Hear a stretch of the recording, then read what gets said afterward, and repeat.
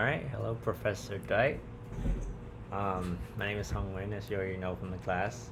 So I'm just gonna read out the first scenario here.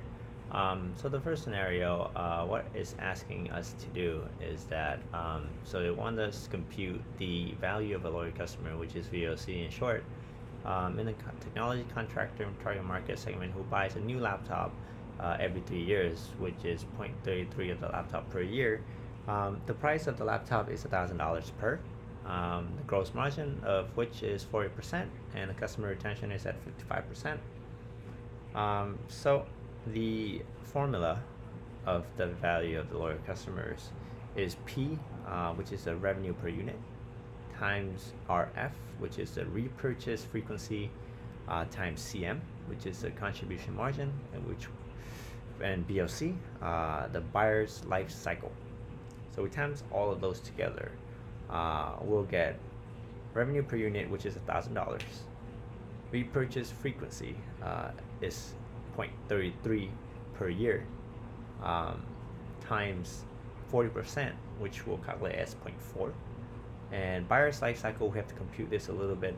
Since the customer retention is 55%, we'll take that 100 minus 55 and we'll get 45%, which is 0.45. And that's our buyer's life cycle. So time that all together. I'm just gonna do it here on my computer. So not computer, but my phone. So first of all, $1,000 per piece times 0.33 times 0.4 and times 0.45, and we'll get 59.4 for our value of loyal customers. So the next question is, what if the customer retention goes up to 60%? So if it goes up to 60%, the only thing that changes is the buyer's life cycle. I'm just reading off here from my notepad if you're wondering why I'm looking down so much. So the customer retention goes up to 60. The formula is again just 100 minus by 60%, and we'll get 40%, and that's the only thing that changes in the formula. So I'm just gonna calculate here. So $1,000 again for revenue per unit, times repurchase frequency 0.33 times 0.4, same thing, contribution margin, and the only thing that changed 0.4 for buyer's life cycle, and this is what we get. 52.8 is what we get if customer retention goes up to 60%. So last but not least, if there are 250,000 customers in the market and the manufacturers get 1% more of the market share.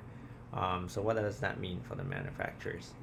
What that means is 1% change equals to 2,500 customers. 2,500 customers will buy the laptops, which is at $1,000 per piece.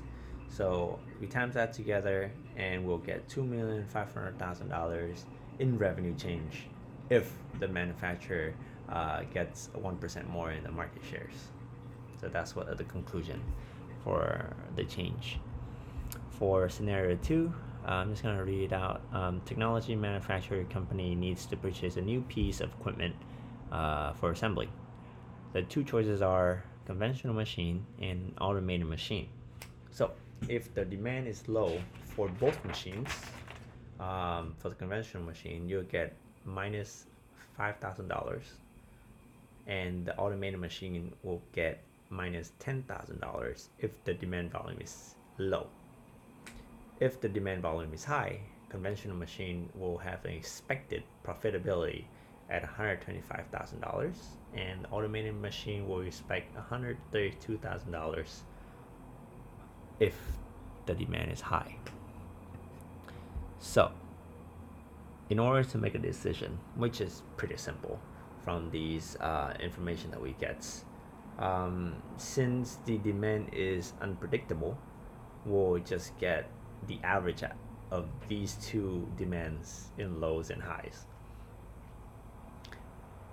So first of all, conventional machine, we'll take minus $5,000 plus $125,000, which comes up to $120,000, and we average it out by 2, so we'll get $60,000 average. And for the automated machine, we take minus $10,000 plus $132,000, and we'll get $122,000, and we divided it by 2, we come up to $61,000. So the decision here is pretty simple. You just take 61,000. We'll choose automated machine all day long, compared to the $60,000, since the demand is unpredictable and uncertain. So yeah, the final answer is automated machine, and thank you.